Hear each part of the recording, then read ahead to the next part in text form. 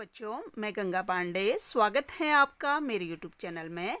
आज के वीडियो में हम बात करेंगे क्लास 12th पॉलिटिकल साइंस का एक topic communist party of India. तो आज के टॉपिक को हम स्टार्ट करें उससे पहले मैं आपको बता दूं कि अगर आपने मेरी पिछली वीडियो देखनी है तो आप डिस्क्रिप्शन में लिंक में जाकर देख सकते हैं। और हाँ, अगर आपको मेरी वीडियो अच्छी लगे तो प्लीज़ लाइक ज़रूर कीजिएगा।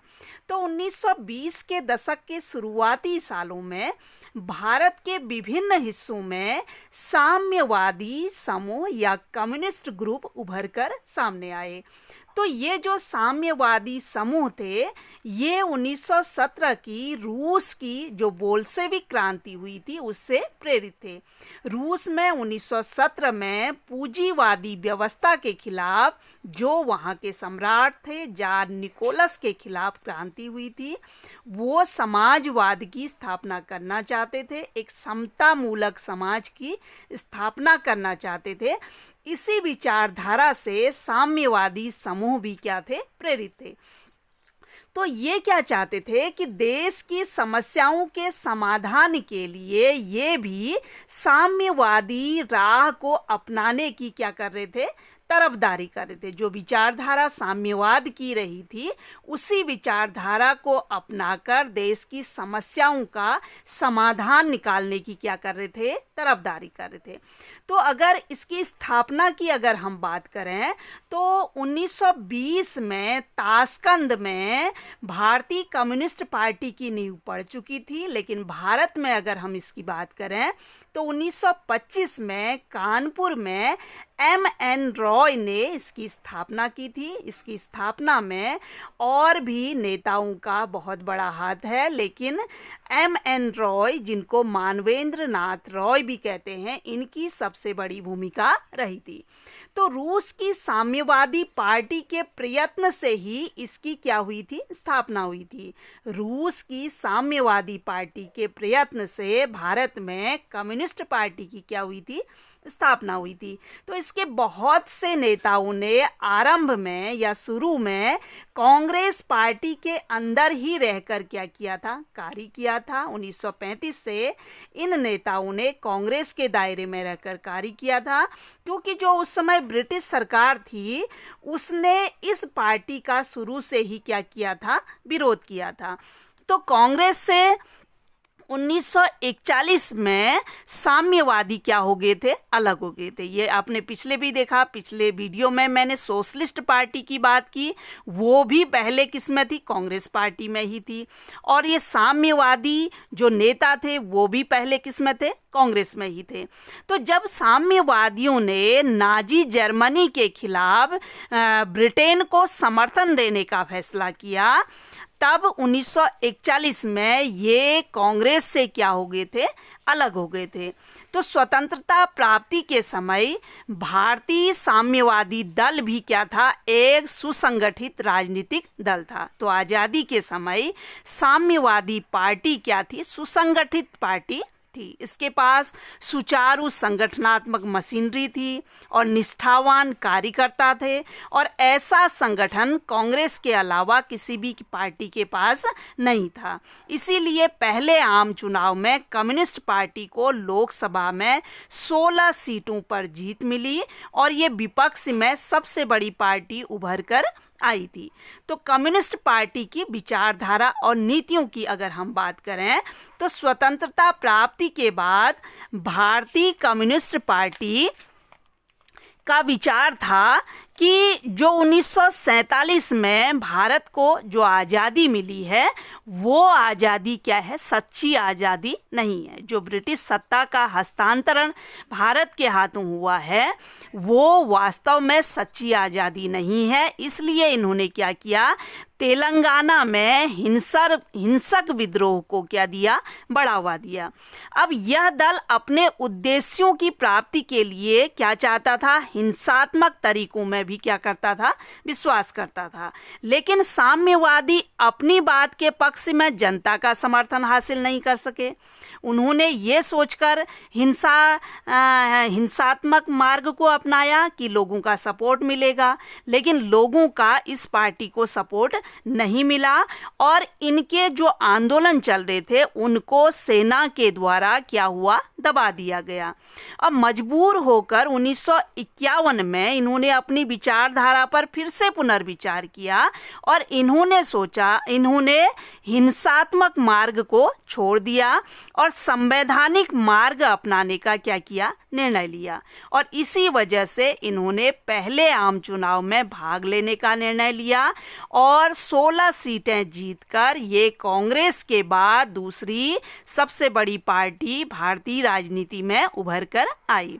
तो यह दल रूस के साम्यवादी दल के संरक्षण में बना था, इसलिए इसकी कार्यप्रणाली भी उसी से प्रभावित थी। यह दल पूंजीवादी व्यवस्था का विरोधी तथा राज्य नियंत्रित अर्थव्यवस्था का समर्थक था। जैसा कि आपको पता है, रूस में जो क्रांति हुई थी वो किसके खिलाफ हुई थी, पूंजीवादी व्यवस्था के खिलाफ हुई थी। यही भारत के साम्यवादी भी चाहते हैं।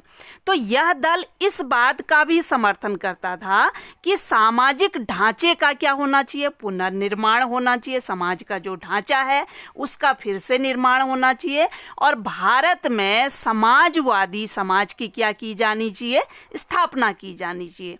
और जो एक कम्युनिस्ट पार्टी थी ये सर्वहारा वर्ग के अधिनायकवादी लोकतंत्र में विश्वास करती थी। सर्वहारा वर्ग से यहाँ पर मतलब है मजदूर वर्ग, समाज का जो सबसे निम्न वर्ग है, जो अपने श्रम से, अपनी मजदूरी से अपनी रोजी रोटी चलाते हैं, उस वर्ग के हाथ में लोकतंत्र होना चाहिए, यानी आम लोगों के हाथ में लोकतंत्र होना चाहिए, ऐसी ये बात करते हैं। और यह दल उद्योगों के राष्ट्रीयकरण व अर्थव्यवस्था पर राज्य के नियंत्रण द्वारा आर्थिक असमानता, शोषण व अत्याचार तथा जाति भेद को समाप्त करना चाहता था। ये क्या चाहते थे, उद्योगों का राष्ट्रीयकरण करना चाहते थे। और अर्थव्यवस्था पर किसका नियंत्रण होना चाहिए, राज्य का नियंत्रण होना चाहिए। और ऐसा नियंत्रण होना चाहिए कि आर्थिक असमानता नहीं होनी चाहिए, शोषण किसी का नहीं होना चाहिए, किसी के साथ अत्याचार नहीं होना चाहिए और किसी के साथ जातिगत भेदभाव नहीं होना चाहिए। ये इनकी क्या थी, विचारधारा थी। और कम्युनिस्ट निजी पूंजी और पूंजीपतियों को पूर्णतः अनावश्यक और समाजद्रोही मानते थे। ये सबसे बड़ा दुश्मन किसे मानते थे, पूंजीपतियों को। ये मानते थे कि जो निजी पूंजी है वह पूर्णतः क्या होनी चाहिए, समाप्त होनी चाहिए, वो अनावश्यक है और ये क्या है, समाजद्रोही हैं, ऐसा वो मानते थे। अगला है कम्युनिस्ट विचारधारा पूंजीपतियों के बजाय मजदूरों, जमींदारों के बजाय किसानों के हितों की क्या है, पक्षधर है, उनके हितों की क्या करते हैं, बात करते हैं। चाहे उसके लिए क्या करना पड़े, उनको हिंसा को अपनाना पड़े, हिंसात्मक तरीके अपनाना पड़े, अथवा सरकार द्वारा जबरदस्ती उत्पादन के साधनों और भूमि का राष्ट्रीयकरण करने के लिए मजबूर ही क्यों ना होना पड़े। अब इस पार्टी के जो प्रमुख नेता थे वो कौन थे, A.K. गोपालन। ये क्वेश्चन बहुत एग्जाम में पूछा जाता है कि कम्युनिस्ट पार्टी के नेता कौन कौन थे। तो इसके नेता थे A.K. गोपालन, S.A. Dange, E.M.S. Namboodiripad, P.C. Joshi, Ajay Ghosh और P. सुंदरैया। लेकिन 1964 में क्या हुआ, इस पार्टी के अंदर मतभेद पैदा हो गए और ये पार्टी दो पार्टियों में बढ़ गई। एक पार्टी इसी से बन गई भारतीय कम्युनिस्ट पार्टी और इसी से दूसरी पार्टी बनी भारतीय कम्युनिस्ट पार्टी M यानी मार्क्सवादी। और इस पार्टी का नेतृत्व किसने किया, A.K. गोपालन। और इनके साथ कौन थे, नंबूदरीपाद, P. सुंदरैया, ज्योति बसु और भी बहुत सारे नेता थे। तो 1964 में जो ये भारतीय कम्युनिस्ट पार्टी टूट गई, इसमें दो तरह की विचारधारा होगी। अब जो सोवियत संघ की विचारधारा को ठीक मानते थे वो किस में रहे, भारतीय कम्युनिस्ट पार्टी में। अब यहाँ पर आप कंफ्यूज होंगे कि हम कहाँ रूस की बात कर रहे थे, अब सोवियत संघ की बात कर रहे हैं।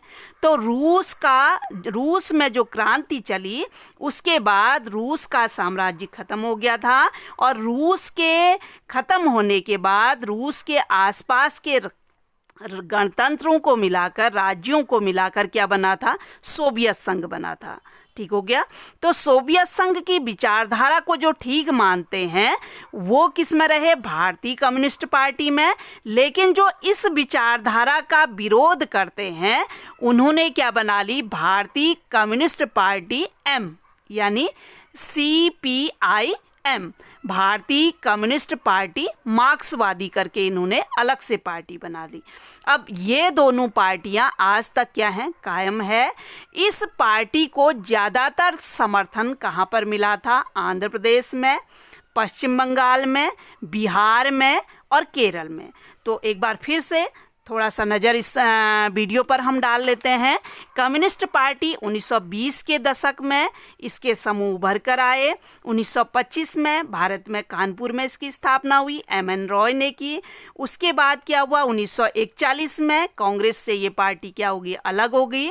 और इसकी जो मुख्य विचारधारा है ये क्या है कि समाज में शोषण खत्म हो, समाज में अन्याय किसी के साथ ना हो, अत्याचार किसी के साथ ना हो, और पूंजीवाद के खिलाफ, ये पूंजीवाद को सबसे बड़ा समाज का क्या मानते हैं, दुश्मन मानते हैं। और 1964 में ये पार्टी क्या हो गई थी, टूट गई थी और ये दो भागों में बढ़ गई थी, एक भारतीय कम्युनिस्ट पार्टी और एक भारतीय कम्युनिस्ट पार्टी एम करके।